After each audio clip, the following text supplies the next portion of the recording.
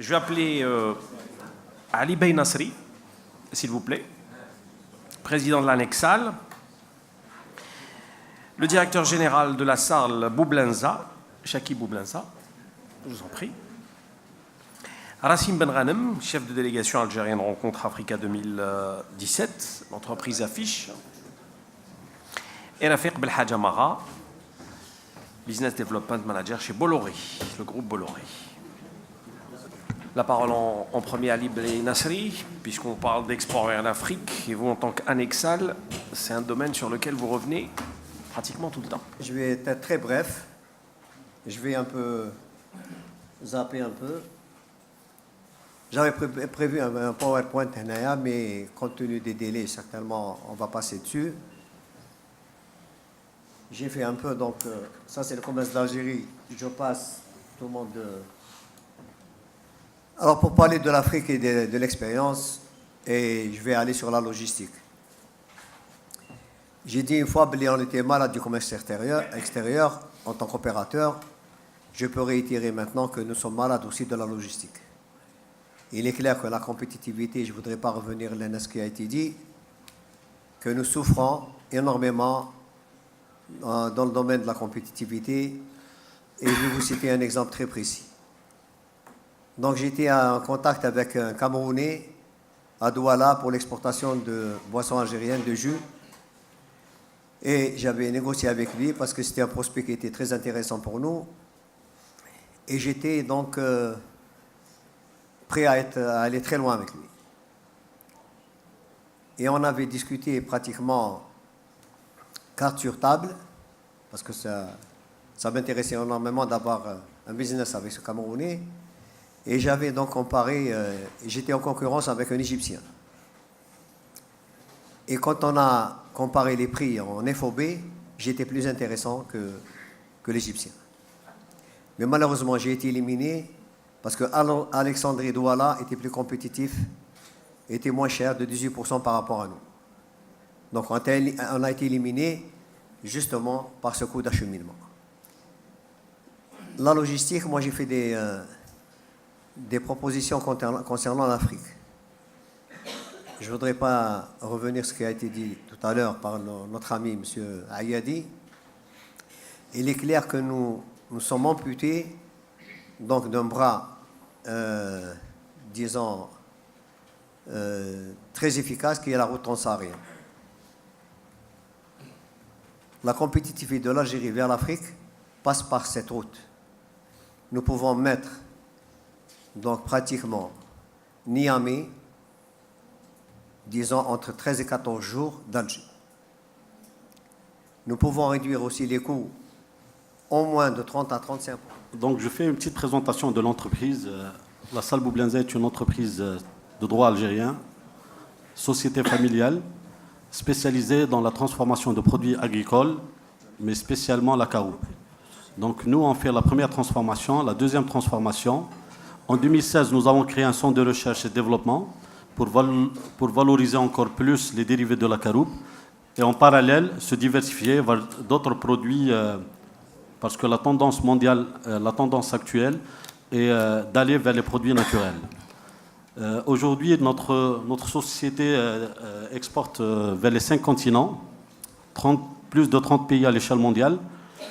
En Afrique, nous sommes présents au Nigeria et au Ghana. Nous avons fait une étude de marché pour le marché sénégalais. On est allé en Éthiopie, en Soudan. Et notre vision pour l'Afrique aujourd'hui, c'est que nous avons un potentiel. Les produits algériens ont un potentiel énorme. Potentiel énorme, mais il est plombé par 2 ou 3 problèmes. Je vais les citer un par un. Donc le premier point qui est le coût de la logistique. Si on compare le coût de la logistique, si on exporte vers l'Asie ou vers l'Afrique, la différence est importante. C'est qu'aujourd'hui, on peut exporter et on peut envoyer nos marchandises vers la Corée du Sud, par exemple, où on paye un coût de fret de 290 $ le conteneur. Si j'exporte, et aujourd'hui on exporte vers le port d'Apapa, au Nigeria, on paye 1350 €. Donc la différence est tellement importante que nos produits ne sont pas compétitifs. Le deuxième point qui est très important en Afrique, c'est que on a comparé l'accessibilité au marché africain et on a vu que l'absence d'accords commerciaux avec les pays africains pénalise le produit algérien. Nous sommes allés au Sénégal avec un groupe d'amis. Nous avons créé un consortium multisectoriel pour faire bénéficier notre expérience parce que moi, personnellement, je suis à la 4e génération d'exportateurs. Donc, on voulait partager cette expérience avec nos amis. On est allé au Sénégal et on a vu que le produit algérien a un potentiel énorme. Et je disais, l'absence d'accord... Merci. Pour l'anecdote, la belle entreprise Mobleza, j'essaie de les récupérer dans le sein du groupe. Hein. C'est un beau sujet, bravo. Hein. C'est vraiment un exemple à suivre. En tant que société de droit français multinationale, qui a aujourd'hui 195 années d'existence, dont l'essentiel de l'activité du chiffre d'affaires est 65% dans le domaine de la logistique et transport, est très diversifié. Hein. Il n'y a qu'une présence, et d'où le sujet, une présence en Afrique. C'est clair, c'est une implantation qui est dans tous les pays d'Afrique, à l'exception de l'Érythrée et le Soudan. Voilà. Donc tout le reste des pays, il y a une présence du groupe. Alors, pas de leçon à donner hein, pour ce qui concerne l'Algérie, puisque nous sommes prestataires, nous sommes, je dirais, multinationales. Sauf ce que je peux apporter hein, comme remarque, c'est qu'on doit relativiser beaucoup de choses. Vous parliez de l'Égypte, un bon exemple, je couvre entre autres l'Égypte. Il y a l'effet de masse aussi, hein, c'est-à-dire qu'il y a des économies d'échelle aussi. Vous avez parlé de 80 millions, les 30 millions, les volumes aussi des flux font que la compétitivité aussi et la réduction des coûts de transport sont aussi liés au volume de l'activité. Ensuite, ce que je peux dire, c'est que j'ai constaté que pour certains trafics, il y a certaines contraintes bancaires de change. Puisque aujourd'hui, pour aller dans le sens de la compétitivité, il est important de rejoindre les grands axes des flux. Je prends un exemple tout simple. Il y a un groupage d'une palette en sortie d'un... Moi, j'aime bien prendre des exemples très pragmatiques. Une palette ou deux qui sont destinés pour une destination d'Afrique, Abidjan. Aujourd'hui, il y a deux choses. Que ce soit de l'aérien, soit du maritime, auquel cas... Aujourd'hui, à partir de l'Algérie, ça serait de faire du groupage, mais ça n'existe pas, sauf à grouper vers l'Europe et ensuite reprendre des plateformes pour repartir sur l'Afrique. Et là, vous arriverez à sortir des prix très compétitifs parce que vous rejoignez les flux qui sont collectés de part et d'autre pour prendre, je dirais, la route vers ces destinations, avec des fréquences de service chaque semaine et autres. Sauf que aujourd'hui, la partie transport depuis l'Algérie vers la France est tout à fait, pour citer la France. Bonjour à tout le monde. Sur la participation algérienne, cette fois-ci, aux rencontres Africa 2017, on était peu nombreux. On était peu nombreux parce qu'évidemment, il y a encore des contraintes liées un peu au financement à l'étranger d'actions d'entreprises algériennes. Donc on a encore... Alors, rappelez que l'événement s'est déroulé à Tunis. L'événement s'est déroulé à Tunis. C'était en fait les rencontres Africa se déroulent une année à Paris, une année en Afrique. Cette année, ils ont fait un roadshow, donc Tunis, Abidjan, Nairobi, donc pour la partie anglophone. On a essayé d'emmener une grosse partie pour la Tunisie, pour faciliter d'ailleurs leur participation vu la proximité du pays. On était une quinzaine d'entreprises, différents secteurs, agroalimentaire, numérique, l'électronique et les services. On a un potentiel énorme. Hein. Il faut dire que l'Algérie a un potentiel en termes d'exportation, mais faudrait-il encore identifier les produits exportables à partir de l'Algérie. Si on arrive à identifier dans différents secteurs les produits exportables, on pourrait à ce moment-là ficeler un circuit ou des canaux de transport, optimiser les canaux de transport et les moyens de transport existants en Algérie pour réduire ce coût qui est un frein à l'exportabilité de nos produits en Afrique. Le Made in Algeria est aimé en Afrique, c'est-à-dire à travers les rencontres, à travers les B2B. Dès qu'on est algérien, on est bien perçu, on nous accorde plus de temps, on discute sur réellement des potentialités de partenariat ou de vente, etc. Mais effectivement, pour procéder à l'acte d'exporter, on est confronté à des réalités qui sont le coût de transport, qui sont la Banque d'Algérie et réglementation d'échange. Tout ça fait qu'on est freiné, même si on a un potentiel important. Donc nous, avec Anexal par exemple, on fait des efforts importants dans la promotion du produit algérien, dans la vente a priori de la marque Algérie. Par contre, nos efforts ne peuvent être... C'est une étude qui nous a été confiée dans le cadre de l'aménagement et développement des zones frontalières. D'abord, il faut dire que cette étude-là décline du schéma national d'aménagement de territoire. Cette étude-là, elle vise de développer les zones frontalières. De prime abord, on ne peut pas parler de frontières sans parler de transfrontalier. Ça va de soi, ça va ensemble, et il y a une très forte corrélation. Disons que, d'abord, les zones frontalières sont des segments territoriaux où prédominent généralement deux logiques. Une logique d'ouverture et deux logiques d'autarcie, surtout à l'ère de la mondialisation et de la globalisation. Je ne vais pas vous rappeler tout l'intérêt et l'importance stratégique des zones frontalières en Algérie. D'abord du fait de leur étendue, 6343 km de frontières terrestres, etc. On a identifié 9 types de zones frontalières en Algérie, celle du littoral, des hauts plateaux et celle du Grand Sud. Et les principales caractéristiques de ces territoires, c'est que ces territoires sont extrêmement impactés par les grandes tendances lourdes qui caractérisent l'espace, une forte concentration des populations et des activités dans la partie nord des zones frontalières, une zone des hauts plateaux qui mérite d'être développée puisqu'il s'agit d'un impératif de rééquilibre du territoire. Et là, on a vu un petit peu tous les grands projets en matière de rocade ferroviaire, de rocade d'autoroute. Ça s'inscrit justement dans le sens du rééquilibrage des hauts plateaux et aussi le sud. Et là, dans mon intervention, je vais focaliser sur deux points essentiels. Je vais justement focaliser sur le poste frontalier de El Khadra, ou si vous voulez, le poste frontalier de Choum, au niveau de Tindouf. Il faut dire d'abord que le schéma national d'aménagement du territoire a identifié un certain nombre de bases logistiques, disons, de bases logistiques de niveau international. Mais il a cité aussi qu'il y a lieu de créer des bases logistiques de niveau local et de niveau national.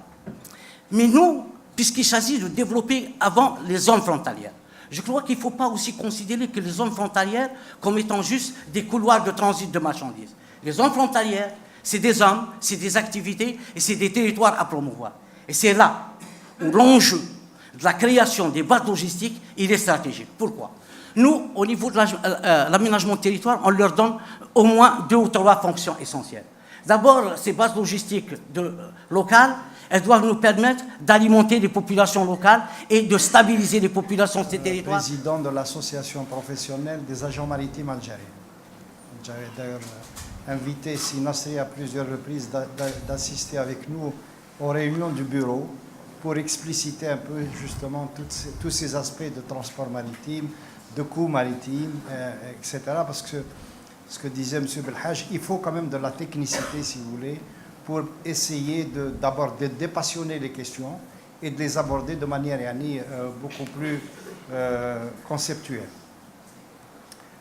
Ce matin, je disais, on ne peut pas exporter sans compétitivité, effectivement, des prix, et notamment de la logistique. Ça, c'est vrai. Aujourd'hui, on sent et on le voit, l'exportation est liée au coût logistique. Et si on ne sort pas de ce cercle vicieux, on continuera à en parler longtemps. On va continuer peut-être à exporter certaines niches très, très spéciales, mais pour les gros tonnages, pour les gros volumes, pour les questions, disons, importantes, on continuera à en discuter. Le coût logistique, il est lié bien sûr au transport, et le transport, si vous voulez, terrestre, maritime, mais lui-même, le transport est lié au coût du transport dont parlait Sinasri, le coût maritime notamment, puisque 97% des échanges se font par voie maritime, à la régularité des transports maritimes.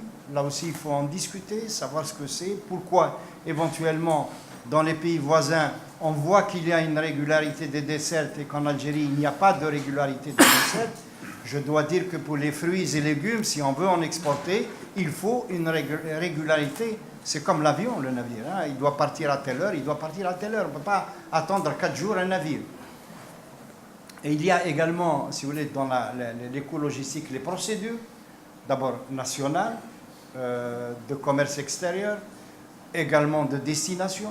Il faut avoir une idée sur les procédures qui vont être mises en œuvre au déchargement de la cargaison, parce que vous pouvez avoir, si vous voulez, des règles qui peuvent faire en sorte que votre marchandise ne soit même pas acceptée à être déchargée. Et il y a évidemment d'autres contraintes on en parle depuis ce matin, c'est les contraintes liées aux règles de la Banque centrale. C'est comment pouvoir acheter un préacheminement, acheter, si vous voulez, un stockage à l'étranger, acheter éventuellement une campagne de marketing à l'étranger. Tout ça, aujourd'hui, on ne peut pas le faire. Et effectivement, la présence de la Banque centrale ici aurait été souhaitable, très intéressante. Donc il faut développer le transport maritime. De notre côté, on a fait des réflexions, on a soumis ça, si vous voulez, au pouvoir politique pour pouvoir éventuellement faire avancer les choses. Et c'est vital, j'allais dire, pour l'économie, dans la mesure où maintenant on parle réellement d'exportation. Il faut également un conseil des chargeurs. M. Nasser en a parlé, mais le conseil des chargeurs, je dois rappeler qu'il y a eu création par décret, il y a, je ne sais pas, une quinzaine ou une vingtaine d'années, d'un conseil des chargeurs qui n'a jamais fonctionné. Nous disons que le conseil des chargeurs, c'est d'abord une volonté des partis qui sont sur le terrain. Ce n'est pas une question de l'État, si vous voulez. Ce n'est pas à l'État d'encadrer ça, c'est aux opérateurs de s'organiser et de mettre en place un organe qui va défendre leurs intérêts. Il y a également d'autres questions évidemment hautement importantes, c'est comment améliorer la gestion de nos ports.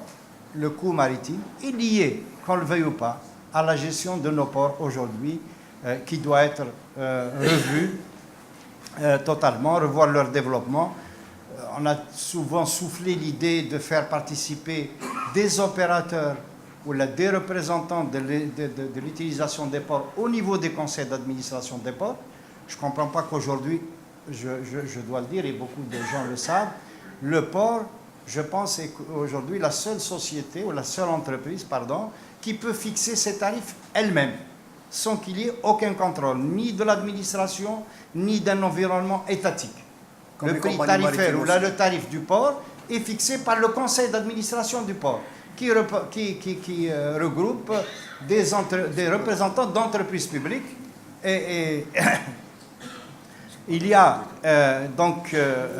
d'ailleurs, quelqu'un me disait tout à l'heure, durant le repas, mais pourquoi veut-on que les ports fassent des bénéfices pour éventuellement distribuer des dividendes? Le port, c'est d'abord un outil qui fonctionne dans l'intérêt public. Bien compris. Ce n'est pas une entreprise qui doit faire des bénéfices. Et toute la question est effectivement à ce niveau. Vous avez un PDG de port qui est assez à côté de vous. Oui, je sais. Il vous prépare toute une réponse. Hein. Non. Ouais. Donc, c'est tout ça pour dire qu'on revient à la question centrale et qui a été évoquée ce matin. Il nous faut une stratégie en ce qui concerne, si vous voulez, le développement ou la prise en charge de cette activité logistique. Aujourd'hui, on est en train d'en discuter. On a discuté dans différents forums depuis plusieurs années les mêmes questions. Et on se reprend et on se remet à reparler des mêmes problèmes quelques années après. Je pense je crois que le représentant de la Banque mondiale ce matin l'a si bien dit, nous avons un peu de retard. Il est temps, je dis bien, il est temps qu'on prenne les choses en main de manière organisée pour pouvoir avancer. Et donc... rapidement pour terminer. Rapidement, donc juste pour dire que pour bâtir une stratégie de la logistique, il faut évidemment plusieurs politiques sectorielles, donc transport maritime, aérien, l'exploitation et la gestion de nos ports, comment elle doit se faire. la communication avec les interlandes, c'est les voies de communication, les autoroutes qui doivent desservir ces ports-là. Évidemment, développer les plateformes logistiques. Aujourd'hui, c'est un outil très important dans la compétitivité également des marchandises. Et nous avons quand même la chance d'avoir une autoroute, plutôt la transsaharienne, qui est pratiquement terminée. Il faut maintenant mettre, si vous voulez, en place les outils pour une exploitation rationnelle de cette autoroute. Très bien. Merci. Allez-y rapidement, s'il vous plaît, pour clore. Juste 2 secondes. Je vais reprendre la question concernant l'exportation de ciment. Il a été dit que cela dépendrait des coûts logistiques. Tout à fait. Mais les ports qui ont réussi l'exportation de ciment, c'est plutôt les pays qui ont réussi l'exportation de ciment, c'est des pays qui ont des ports spécialisés export. Je donne l'exemple du port d'Alcanar en Espagne, spécialisé exportation de ciment. Il y a un pays voisin, port spécialisé, Jorf Laspar pour ne pas le citer, pour l'exportation de phosphate. Nous, on veut faire tout dans un port. On veut faire du conteneur, on veut exporter du ciment, on veut exporter du haroub. Et parfois, c'est pas possible. Le deuxième point, je donne demain, Inch'Allah, je donne une communication sur la problématique de l'export. Je vais bien détailler ce point. Ils seront nombreux à vous suivre, je vous Je reviens au monsieur qui parle de zone logistique au niveau de Tamarasset. Est-ce que vous voulez parler d'entrepôt ou est-ce que vraiment c'est des zones logistiques? Parce que les gens utilisent indifféremment parc logistique, zone logistique, magasin en administration temporaire, entrepôt. Dites-nous, est-ce que vraiment c'est des zones? Qu'est-ce que vous entendez par zone logistique?